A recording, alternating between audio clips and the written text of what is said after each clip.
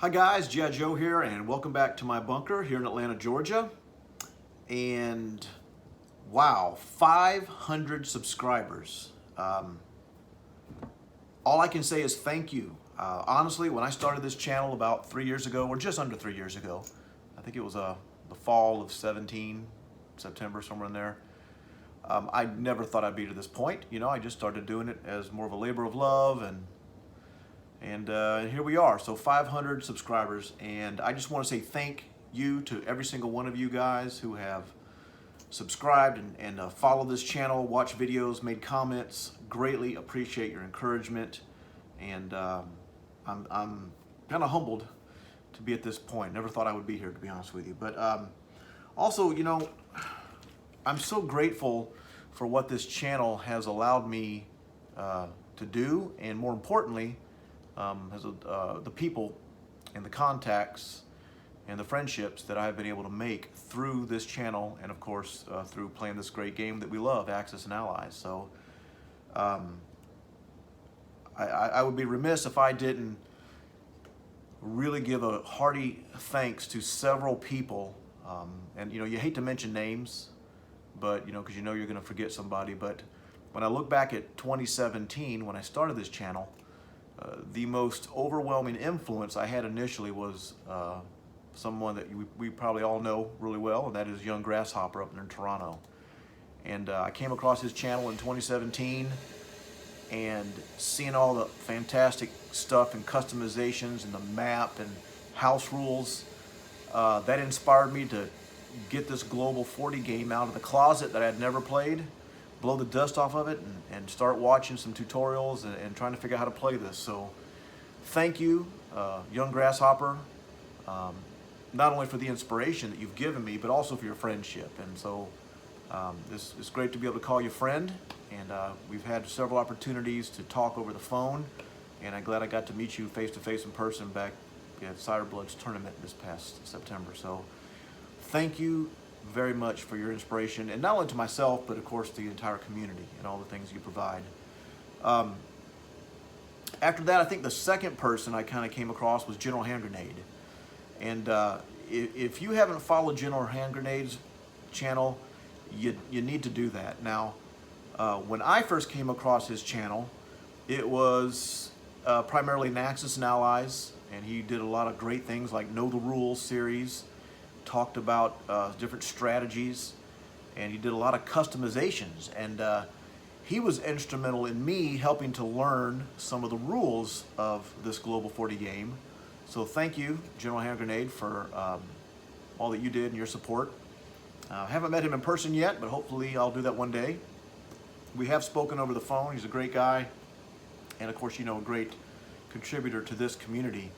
And if you don't know him, you need to check out his channel, and I'll put links for all these guys I'm going to mention here in a minute down below. But he is, as I said, started with Axis and Allies, and he's really gotten into Global 36 and 39 and all this HBG stuff here over the last couple of years.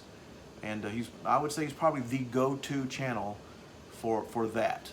There's a lot of great guys out there doing it and playing it, but as far as a resource, he is probably the #1 resource. And so you definitely want to check out his channel, General Hand Grenade.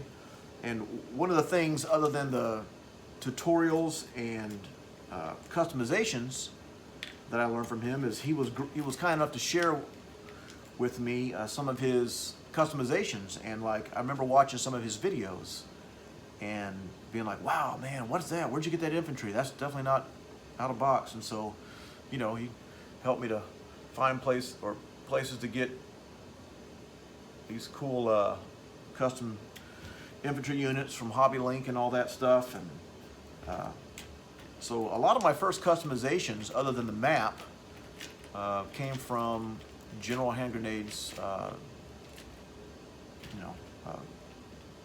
advice, encouragement, or his, you know, him directing me towards the right place. So, you know, the very first thing I think I did was the map from Young Grasshopper, and then of course I started getting into some customizations. And so thank you, General Hand Grenade, for all that you've done for not only me but the community, as I said. And after that, probably the third most influential person in my gaming has been a gentleman who's become a great friend, and that is Sire Blood. And if you've watched any of my videos, you know that I'm kind of big into the BBR. I love pretty much every aspect of it.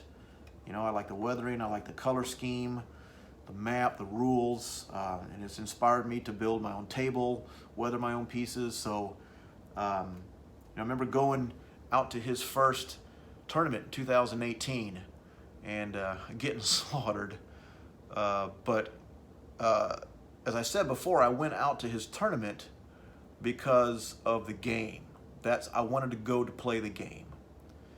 And because of that, I met him. I met some fantastic people, Detroit and War-Torn, Corpo 24, Hambone, VK Cowboy. I mean, so many great guys. Of course, Sire Blood himself. And I went back last year in 2019 because of the people. And so I'm proud to call all those guys my friends. You know, they've been to my home, I've been to theirs or some of their homes. And but you know, that was all because I took a chance of going out to Sire Blood's tournament back in 2018. Met some great guys, and then, you know, even there I started seeing stuff like, wow, man, ooh, that table, and how'd you do that? And you know, he had more custom pieces that he kind of directed me towards off of HBG and some of the tanks and mechs and all that kind of stuff. But anyways, so I'm just very grateful for what this channel has opened up for me, as far as not so the gaming, of course, because it's fun, and the customizations, but more importantly, the people. And so thanks to all of you who have encouraged me and watched videos, commented, and, you know, played with on YouTube with, and I met you guys at Bloodbath Tournament. You know, a lot of new people I've met. So I'm just very grateful. So I just want to say thanks for watching. And, you know, I've said this before, that, you know, if I never get anybody else to subscribe to this channel, it's already given me the fulfillment that I never would have thought would come from this game. And just the people that I've met, and of course the gaming experience is far beyond what I could have ever imagined. So thank you again for those who have been a great influence, and those who we've become friends here over the last couple years. And of course, thanks to all my subscribers, appreciate it. So I guess since it's 500, we're going to need to do a giveaway. But before we do that, I want to take you into my shop and show you a little project I'm working on right now, and then we'll come back and talk about the giveaway, okay? So just wanted to show you here real quick my second table project I'm completing. And this one, as you may be able to tell right here, is a folding table. So if I move the map here, it, you know, it'll fold. So, but that's not why I brought you in here. You know, you've seen these tables before. But reason I brought you in here is because I needed something that was portable. Because it's my portable table, but then I needed a portable base. So I found these at Home Depot today. They're actually these very cool rigid sawhorses, and they have adjustable legs that will adjust up to 40 inches tall, and then you just push it down. You see, it has a little locking mechanism, and it'll you know, you can push it down if you want it lower. But the thing I loved about it was it has this 2x4 in here, and you can remove it. So as soon as I saw this, I was like, this is pretty awesome, because I needed something for my table. But the only thing I didn't like about it was that this is only 28 inches wide, and my table is 44 inches wide, and I didn't want the 2x4 stopping right here and then, you know, leaning on this and flipping over. So I simply removed the 2x4 and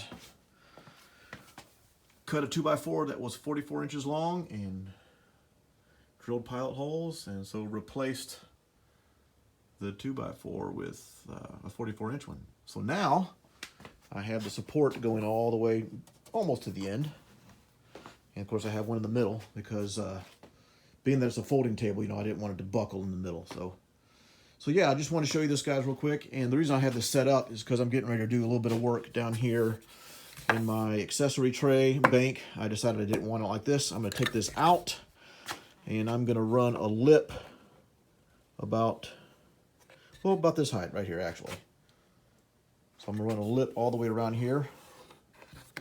That way, and I'm going to build a separate tray, or a different tray, rather, and excuse me, and I want to be able to put a lid on it and fasten the lid down.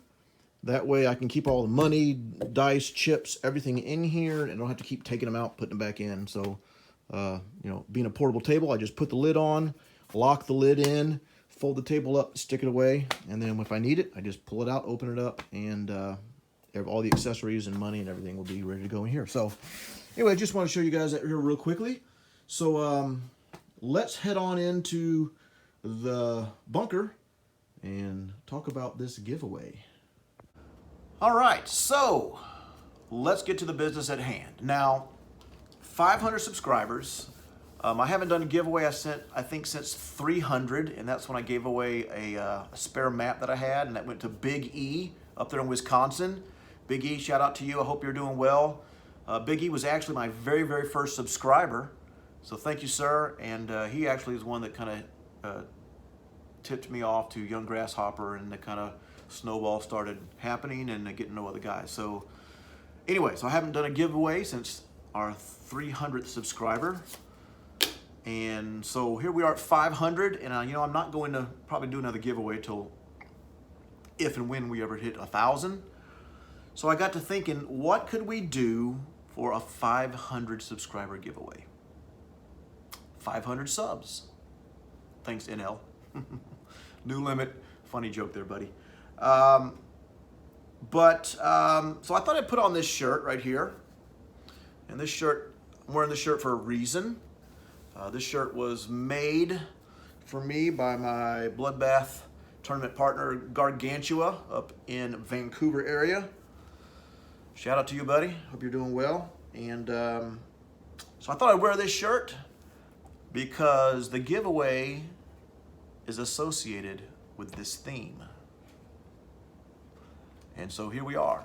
This is going to be the giveaway. Now, before I show you the giveaway, what I want you to do is, if you're interested in this giveaway prize, just say count me in at the bottom. Whatever. Count me in, or I'm in, and I will definitely put your name in the hat. Now, we're going to do this a little bit differently. I was thinking, you know, I could draw your name out of a hat and then do the dice rolling thing like I did back for the 300th. And I might do that, but I'm coming up, I've got an idea. And I think what I'm going to do is, everybody who is interested in this prize, I'm going to put you in a hat, and I'm going to pull out 2 people at a time. And those 2 people are going to battle it out. And I think I'm going to roll, pretend like everybody has a tank. And so we're going to have a tank battle, the largest tank battle on YouTube. And basically I'll roll 1 die for each person. And so, like, if I pick person 1 and person 2, you'll each roll a die, and whoever wins that battle goes to the next round. And so let's say there's 20 people, then we'll have 10 versus 10, everybody rolling a 3, and then whoever, the 10 people who are against that battle, I'll redraw again, or the 10 people who won that battle will redraw again, and then it'll be 5 versus 5. 5 who win that battle, well, hopefully we'll have an odd number, because I think we need an even number at the end.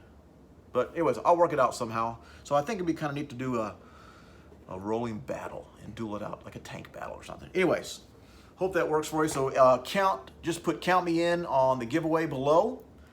And if you are interested in this item, are you ready? And so what we have here is a Japanese custom wooden piece box. Now, this is made like the one that I have, but this is not my personal one. My personal one has been weathered with that polyurethane. This one has not been weathered yet. So if you don't want it weathered, I'll leave it like it is. And by weathered, I mean the polyurethane stain on it, just to give it a slightly off-white color.